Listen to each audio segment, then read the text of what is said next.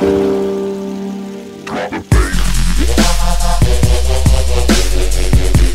like the fact that the Mavs were a really strong team at home, and it shouldn't be a surprise. I mean, it seems like each year they find a way to win in front of a terrific home crowd. Now here's Chandler.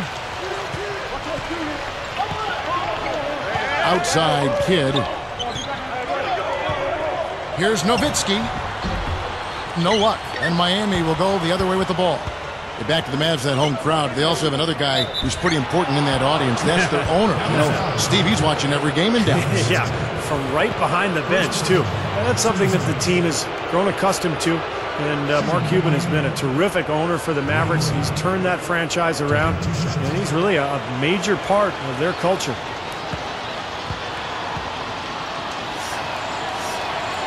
He misses the free throw. Well, Dwayne Wade plays so hard, and he's so athletic. He ends up in midair half the time getting knocked down. So he's always going to miss a handful of games with injury, but just an amazing talent and a great force offensively. Good on the second free throw. What you said about Wade, that injury risk will always be there, the way he's constantly attacking the rim. Well, you don't want to take away that aggressiveness, and you just hope that he doesn't get too many injuries, but also that he maintains his body at a really high level during the season and during the offseason so he can withstand his attacking type style. Let's send it out to Doris Burke, who caught up with head coach Rick Carlisle. Doris? Well, he told me that creating chances against a defense like this is difficult for any team, and he knows they'll have to get creative to get open looks. He added, though, that every defense has holes and flaws that can be exploited, and he thinks he might have found some soft spots to attack. Guys? Wonderful stuff, Doris. Thanks. What approach to use against the opposing D, I guess, in the front of their minds, it sounds like, Clark. Yeah, well, it's a tall task when you take on a team as sound defensively as they are, so you just have to be sharp in your execution. Steve? Yeah, you got to be sharp, but you also have to attack. I mean, if you're not aggressive against this team, they're going to take control of you, and all of a sudden, they'll have control of the game. Here's Bosch. Yes, and it's LeBron picking up the assist. Now, you have to love the vision to find the open man and get him the ball. Kidd with it. From downtown, there's the bucket. Good. Butler's got himself going with the triple, his first basket of the game. On defense, the Mavericks. Back to Wade. Here's Dallas. Outside Kidd. Good luck. Again, the Mavericks score. Bolster was in a really odd and tough position last season. Never before had there been a bigger free agent talent swing, and he was tasked with getting three huge superstars to mesh as a unit. He's done a nice job. The shot by Wade, no good. And Dallas has possession. Pulls up on the wing, and Butler gets it to go on the assist by Kidd. That's 7 points for Butler. Back to Spoelstra because he was the first coach, Steve, to deal with that much talent. He had some very unique situations pop up along that road. Well, he sure did, Kevin, and he had to coach that team under a microscope all season long. The basketball world was watching, and that Miami team went through some ups and downs, but in the end, I think Eric Spoelstra did a fantastic job, and he looks to be one of the bright young coaches in this league. Nowitzki against LeBron. Clock at 6. Here's Nowitzki. Again, the Mavericks score. Well, he knows his role. He embraces it. He's really a guy that you can go to offensively. Well, the big story, of course, a year ago for Miami was the formation of the big three, LeBron, Wade, and Bosch. And although it took some time for those three to click, eventually they figured it out. Now Fernandez, after LeBron's three-pointer that didn't go. Guys, they've been getting it done. They sure have been. I mean, really looking good and sharp offensively. Knocking down the open shots and really getting a nice flow to their game. Steve, back to what you said about Miami. They struggled out of the gate. They were 9-8, but after a rough November, they kicked it on in December. And Clark, I think really the game that kind of spun them around was their first LeBron appearance in Cleveland in early December against the Cavs. Yeah, that was an impressive win. I recall that was almost like an NBA Finals type atmosphere in terms of the media attention and so forth. But in that month, they went 15-1 and really seemed to find their rhythm and, quite honestly, never looked back. Brendan Haywood, he's checked in for Dallas. Marion comes in for Caron Butler. On the wing, Miller to stop the run. Miami no good on that time either. Yeah, again, iffy shot selection there. Defender draped all over him. Well, you got to understand who's guarding you in that situation. I mean, if he's on you tight, you can't just rise up and try to shoot over the top. Wade kicks to Miller. Lets it go with a three. Count that one. Here's Kidd looking for his first bucket of the game. LeBron against Nowitzki. Back to Kidd. Haywood against Haslam. Here's Nowitzki. Dallas no good that time either. And the defense got away with a major lapse there. From deep three-point range, and there's Dwayne Wade on the assist by Haslam. Here's Kidd. 16 seconds left here in the first quarter.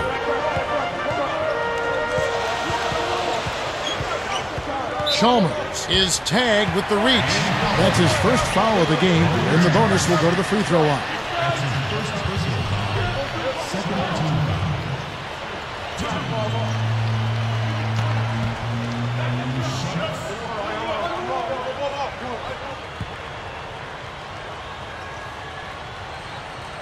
No good on that one. Both teams deciding to change it up.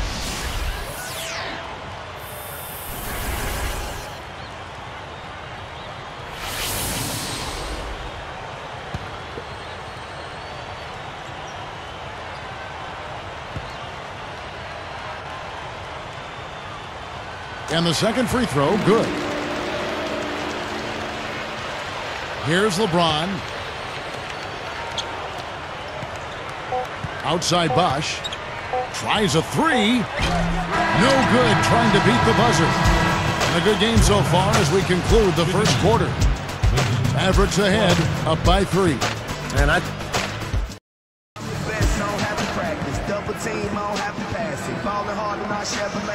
And off we go at post game, now starting the second quarter. Here is House. He passes to Wade. The dish now to House. Back to Wade. Over Terry. And that's collected by Butler. You know, you take a look at the makeup of the Heat and the offensive numbers last year. Not a ton of assists, but a lot of free throw attempts. FTAs, we call them. Seemed like they just played to their strengths, and a lot of that was isolating their star players. From the sideline, let's catch up with Doris Burke. Guys, it's kind of ironic that the Heat and Celtics have become rivals in the East with Chris Bosh and Kevin Garnett facing up. Because growing up, Bosh modeled his game after KG. He said, coming up, I played for a lot of old school coaches. As a big man, I was told to get down low and stay there. Then I see KG, 6'11", doing all these things. I thought maybe it's okay to start working on my jump shot and ball handling. The first time I played him, I was a little in awe, but I had to put it aside. I would have gotten killed if I didn't. And I realized that I might be able to do some things that he is able to do. But he has that fire that I want to learn too. And guys, for the skinny big men, it sure helps to have a little bit of an edge. Well, it sure does. Thank you, Doris. And you can see similarities in their games. I mean, the Heat could definitely benefit from Bosh emulating KG at the defensive end. Well, Clark, you mentioned that stat about the Heat. Steve, surprising they didn't have more assists. Well, they didn't have a true point guard running things. Mike Bibby was more of a jump shooter, same with Chalmers. But I think a lot of it is that they play very isolation-heavy basketball, as Clark mentioned. And that's not really his range. Has a tough time in that mid-range area. There's the triple. Haslam can't get it to go. Not his forte. I don't really like that shot, and you can tell the defense is just asking him to take it. Nice defense, poking that one out of bounds. you know, just a nanosecond quicker, and they would have been going the other way. And the Mavericks with some changes. Tyson Chandler, who's checked in for Hayward. Nowitzki comes in for Sean Marion. And Rudy Fernandez is subbed in for Caron Butler. The Heat also changing it up. Joel Anthony's checked in for Miller. LeBron comes in for Dwayne Wade. And it's Chalmers in for Eddie House. To start last season, Rudy Fernandez demanded a trade from the Blazers. Said he wanted to go back to Spain or to a city like New York, Chicago, or Boston, where he could get direct flights to Spain. What was he thinking about?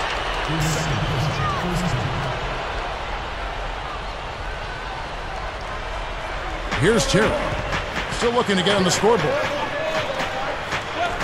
Barea kicks to Terry. Now Anthony defending. There's the pass to Fernandez. Just 5 on the clock. Over Bosch. He's just gone cold since the start of this quarter, guys. Dallas again missing. You're right about Fernandez. He really wanted out of Portland. He threatened to sit out games, got fined by the NBA, and then once the season started, Steve ended up rescinding his trade demand.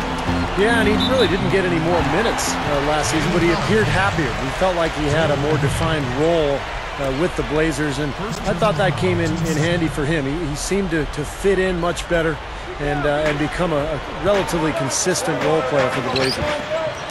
18 feet away, and there's Jason Terry on the assist by Barea. And the Mavericks lead by 7. Clark, their offense has been great here. Yeah, I love the way they've looked. Really strong and together. Yeah, and very aggressive, too. Keeping the defense off balance with their ball movement. I like the way they look. You know, guys, thinking back to Chalmers in the NBA Finals last year, he was one of the Heat's role players that I thought really ramped it up in a tough series and helped out the big three quite a bit. Well, you brought up Chalmers, Clark. I mean, he was really, really good in that final series against Dallas. Knocked down his three-point shots, did a nice job of running the club, and I think really made a case for being the future starting point guard for the Miami Heat. Looking at who's out there now for the Mavericks. Caron Butler's checked in for Fernandez. Jason Kidd is subbed in for J.J. Barea. Outside Butler. The leaner inside. No good. And Miami will go the other way with the ball. Fellas, it's no secret that Dallas isn't afraid to spend or go into the luxury tax, but in their march to get better, they haven't been very careful with the contracts they've given out. And Doris Burke has something for us. Hey, Doris. Well, Kevin, one of the staples of the Heat's success last season was their defense. LeBron said, we start with defense, and if we get stops, then it's open court for us. Perhaps the biggest part of their success was their intensity and athleticism on the defensive end, turning into transition points on the offensive end. They are fearsome on the break, guys. Back to you. All right, Doris. Make no mistake about it. They were an incredible team on defense last season. Yeah, no question about that. They finally were broken in that final series against Dallas, but throughout the playoffs until the finals, Miami's defense was spectacular. Here's Terry, and it's Miller with the rebound. Miller's got 3 rebounds now in this one.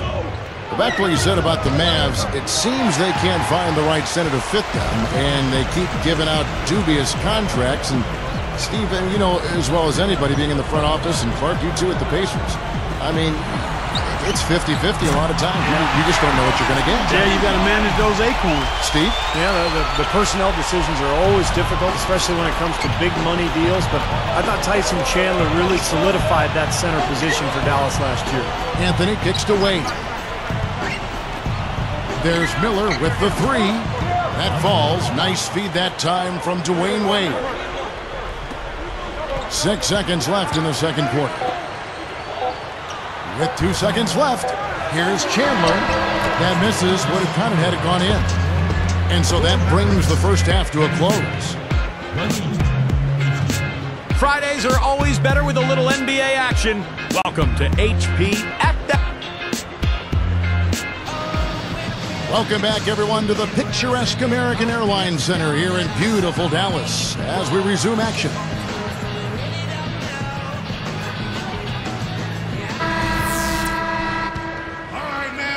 Here's LeBron looking for his first bucket of the game. Wade outside. Anthony, the pass to Wade, and stolen by Butler. Great job playing the passing lanes and forcing that turnover. And Nowitzki backs in. Lets it go from deep. It's Butler that time on the assist by Nowitzki. Butler's got the opening bucket to start the second half for the Mavs. Well, Dirk Nowitzki has been so good throughout his career, and I think maybe most impressive has been his consistency. He has now averaged better than 20 points per game for 11 consecutive seasons. That is amazing. The Heat trail by 9. Here's Wade. Good, and the assist goes to LeBron. LeBron's now got 3 assists now in this one. And talking about Dirk, no matter who you are topping, 20 points a game for that long is very hard to do. Oh, it speaks to his consistency. He's a Hall of Famer, there's no doubt about it. I mean, there are actually a lot of guys in the Hall of Fame already that haven't reached numbers like that. So he's an elite scorer, one of the best we've seen in the history of the league. And what makes it unique is he's a 7-foot jump shooter who now has expanded his game by being more effective in the post. Clark, top 30 player of all time, regardless of position, top 30? I'd be comfortable going there right now. Yeah, I'd be comfortable going there. Yeah. Near the three-point line, it's Wade. Shot goes down. Very quick possession right there. Mavericks leading by 5. Kidd kicks to Nowitzki. Over Bosch. That's good for Nowitzki on the assist by Kidd. 9 points for Nowitzki. And here comes Wade. He's got 11. You know, the Mavericks did a really good job against the East, and you have to be strong out of conference if you're going to grab the number 3 seed in the West. That three-point percentage is terrific here in the second half. It could be a big factor if they stay this high. Yeah, they're going to have a chance to get back into this game if they can continue to shoot the ball like this. Releases from 15. They get it again. Fires for 3. Butler missing again. Boy, he'd like to have that one back. Anthony kicks to Chalmers. From the arc. The Mavericks pull it in. Butler's got 4 rebounds in this game. You're right about the Mavs there, Clark. 22-8 against the East last year. Steve, some good numbers. On a surprising note, they swept some of the bigger fish over in the Eastern Conference. 2 wins each versus Boston and Miami. Oddly enough, they struggled against Milwaukee, like playing down to your competition. James, good. Now just a 2-point Maverick lead. Here is Kidd. And Dallas calls their first time out of the game. Well, you could see last season with the big 3 that early on offensively they couldn't quite figure it out. But as the season went on, they got more and more comfortable with each other. And I thought by the end of the year, they played pretty well together. Sean Marion, he's checked in for the Mavericks. Terry comes in for Rudy Fernandez. Then for the Heat, Haslam comes in for Joel Anthony. Eddie House subbed in for Mario Chalmers.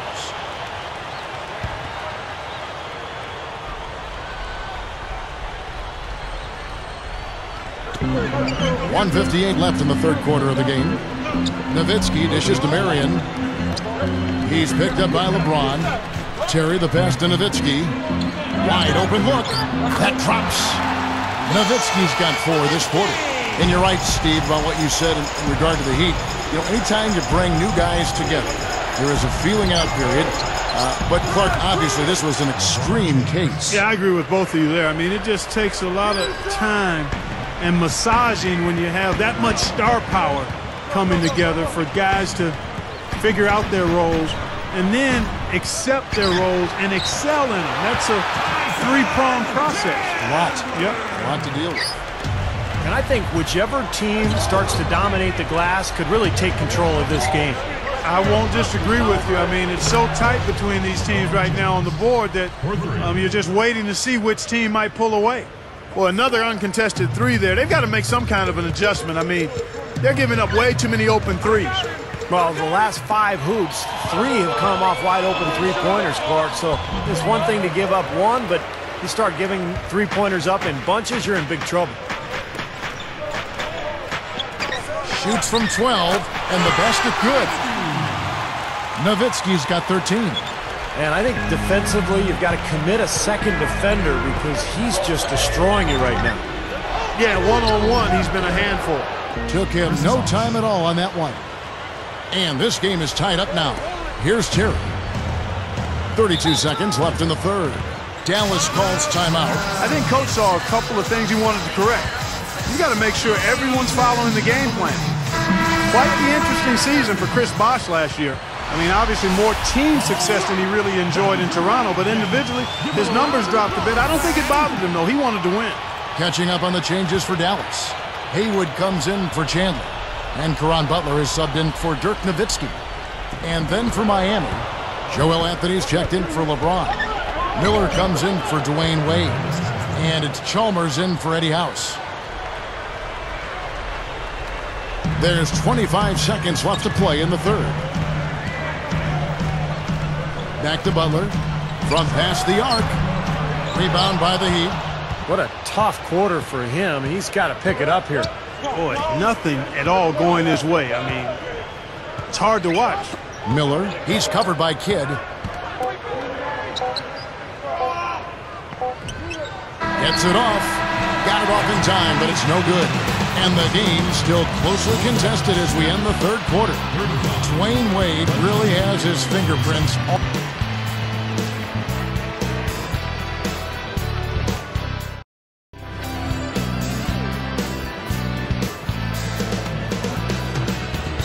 Now let's check in with Doris Burke for our Sprite Spark of the Game. Doris? Thank you, Kevin. It's the Mavericks with the spark of the game, with that push we saw. From the get-go, they put their stamp on this one with their defensive intensity, and that's a big reason why they're up in this one. Coach has got to be pleased with their effort in that department. Thanks, Doris. Clark, it was a scoring run that proved extremely important. Yeah, Kevin, you know what? I think that's exactly when they grabbed this one by the throat, really seized control of it. And you could see their energy just building as the game went on, and by the end of that run, they really took control of everything.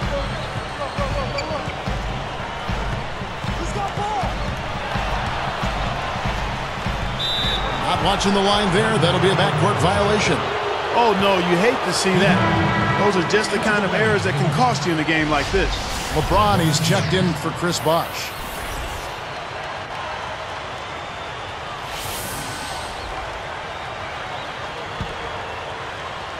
Here's Chalmers.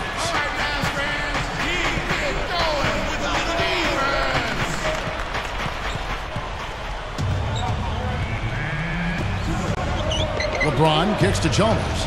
Shot is blocked. Out of bounds. And they retain possession.